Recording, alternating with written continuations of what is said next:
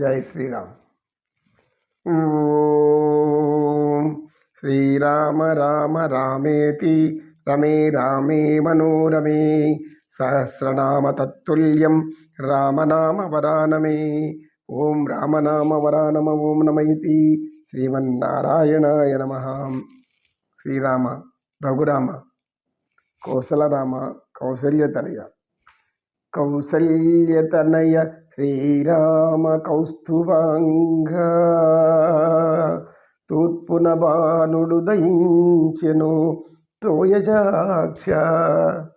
దైవ సంబంధ కార్యాలను తీర్చుకోగా వేడుకొందుము వేగలేవయ్యమము బ్రోవ వెంకటేశ వెంకటేశ. వెంకటరమణ సంకటహరణ పొందాలని మనసులో ఒక్కసారి అనిపిస్తే అది పదే పదే పదే అనుకుంటూ ఉంటే అది మనకు తెలియకుండానే జ్ఞానం మనలోకి ప్రవేశిస్తుంది. ఈ ఉండే సత్యం ఈ పరమాత్మని యొక్క జగన్నాటక సూత్రధారి యొక్క సత్యాన్ని తెలుసుకుంటే చాలు. ఎవరైనా సరే, స్త్రీలైనా పురుషులైనా. స్త్రీలు నేను జ్ఞానం పొందాలి అని నేను గట్టిగా అనుకుంటే పదే పదే ఏం జ్ఞానం కావాలి? ఆధ్యాత్మిక జ్ఞానం కావాలి. ఈ ఆధ్యాత్మిక జ్ఞానం అంటే ఏమి? ఆది ఆత్మకథ. ఆధ్యాత్మికత ఆది అంటే సనాతనమైంది, ఆత్మ అంటే సత్యమైంది, జీవస్వరూపము, చైతన్య స్వరూపము. దానిని తెలిపేదే కథ. ఆ కథ చేతి తెలిపేదే ఆధ్యాత్మికత, ఆధ్యాత్మిక చింతన. అలాంటి స్థితి మనకు కావాలనుకున్నప్పుడు భగవంతుడు ఇస్తాడు. మనం కోరుకుని దాన్ని ఇస్తాడు. మనం ధనం కావాలంటే ధనం ఇస్తాడు, సంపద కావాలంటే సంపద ఇస్తాడు, లేదా కష్టాలు కావాలంటే కష్టాలు కూడా ఇస్తాడు. కొంతమంది కష్టాలే ఆ జీవితంగా భరిస్తూ ఉంటారు. వేదనై సోదనై పోదుమడా సామి, சோதனை மேல் சோதனை போதுமடா சாமி, வேதனை தாழ் வாழ்க்கை என்றால் தாங்காத பூமி, சோதனை மேல் சోదனை పోదుమడా సామి. ఒక మహాకవి రాస్తాడు తమిళ్లో, శోధన మేలు శోధన. అయ్యా, నువ్వు నన్ను పరిశోధిస్తూనే ఉంటే నేనెప్పుడు కొంచెం సుఖపడి అంత గంజి తాగేది. వేదనే జీవితం అయిపోతే నిత్యం ఇంక ఎప్పుడబ్బా నాకు ఎప్పుడు స్వామి నేను కొంచెమైనా ఆనందించేది?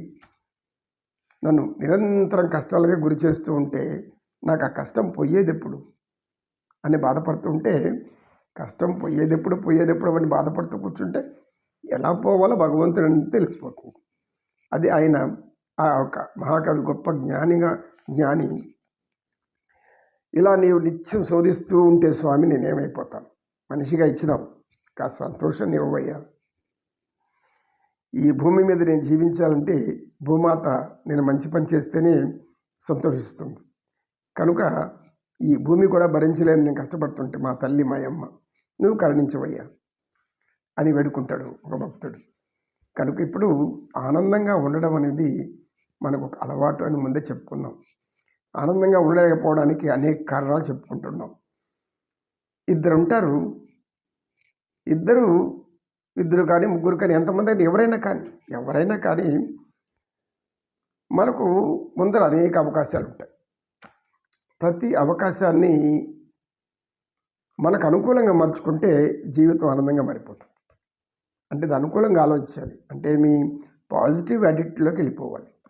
నెగిటివ్ యాటిట్యూడ్లోకి వెళ్ళిపోయి నెగిటివ్ ఎనర్జీని క్రియేట్ చేసుకున్నామంటే మనకు అది కష్టంగా మారుతుంది, అడ్డంకిగా కూడా మారుతుంది. అది ఒక మనకు వ్యతిరేక శక్తిగా కనబడుతుంది. ఏడుకొండలు ఎక్కితే కానీ శ్రీ వెంకటేశ్వర స్వామి చూడలేము.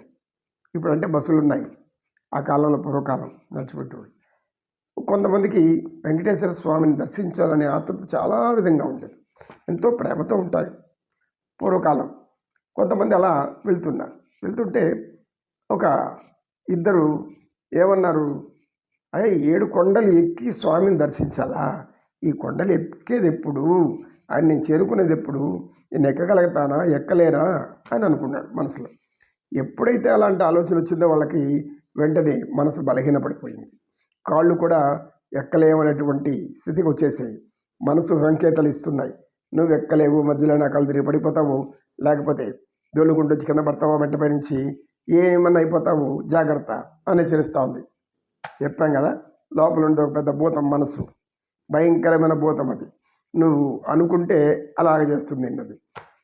అలా అనుకుని అడుగు పెట్టగానే అబ్బా ఇప్పుడే కాళ్ళు నొప్పి వచ్చింది. ఎట్లా ఎక్కేది నేను? 4-5 మెట్లు ఎక్కితేనే కాళ్ళు నొప్పి వస్తూ ఉంటే 7 కొండలు ఎప్పుడు ఎక్కేదబ్బా నేను అని అనుకునే కొద్దీ సగం దూరం పోయి అని తిరుక్కొని వెనక్కి రావాలి, దాన్ని దొల్లుకుంటూ కిందికి రావాల్సిందే. మెట్ల మీద త్వరగా దిగాలంటే, నడవాలంటే మళ్ళీ మోకాళ్ళు నొప్పులు ఉంటే ఒక మెట్టు దొల్లినా ఉంటే దొల్లుకుంటూ గుండ్రాలా దొల్లుకుంటూ కిందికి పడుతుంది. ఆ పని చేయాల్సింది. ఈ విధంగా కష్టాలను ఆ విధంగా ఊహించుకుంటారు. భగవంతుడిని చూడాలి. ఎందుకు చూడాలి? పరమానందం, పరమభక్తి, పరమ ప్రీతిపాత్రుడు, మనకు పరమ గురువు, మనకు సర్వస్వము ఈ జీవితాన్ని ఇచ్చి, మానవ దేహాన్ని ఇచ్చి మనల్ని తరింపజేసినటువంటి ఆ పరమాత్మను చూడకపోతే ఎట్లా అనేటువంటి పట్టుదల బలహీనంగా ఉన్నవాడు, కాళ్ళు చేతులు కూడా సరిగ్గా కదలలేనివాడు అడుగు పెడితే ఆ తిరుమల మెట్ల మీద భగవంతుడు చేయి చాచి అలాగే చేదుకుంటాడు. చేంతాడు వేసి బావులో నీళ్ళ పై చేస్తామో అలాగే లాక్కుంటాడు. తెలియదు మళ్ళీ నడవగలుగుతాము నడవలేమనేది ఆ విషయం ఇప్పుడు నడవగలను అని అనుకున్నాడు. ఎందుకు? మామూలుగా చిన్న చిన్న కష్టం కూడా చేయలేని వాళ్ళు. అటువంటిప్పుడు పరమాత్ముడు అనేది మనసులోకి ప్రవేశిస్తే అదేమది ఒక అనుకూలమైన శక్తి అన్నమాట. సృష్టి అంతా ఉంది ఆ శక్తి, అనుకూలమైన శక్తి నీళ్ళు చేరిపోతుంది. నువ్వు చేయలేని పని కూడా చేయిచ్చేస్తుంది. నేను చెయ్యగలను నిశ్చయించుకోవాలి, అయితే అంతే, ఇంకేం లేదు. ఎంత బలహీనుడు సైతం ఆ యొక్క తిరుమల గుడిని ఎక్కేసి భగవంతుడిని చేరుకొని నమస్కరించి దండం పెట్టుకొని మహానందపడిపోతాడు. అంతవరకు ఎలా ఎక్కువ వచ్చినామో వాడికి అర్థం కాదు, ఎవరికైనా కూడా. నేను ఎక్కినాను ఇన్ని కొండలు, ఇన్ని మెట్లు, ఆశ్చర్యంగా ఉంది నాకు. మరి దైవశక్తి తోడుంది కాబట్టి ఎక్కాం. దైవ కృష్ణం వందే జగద్గురు.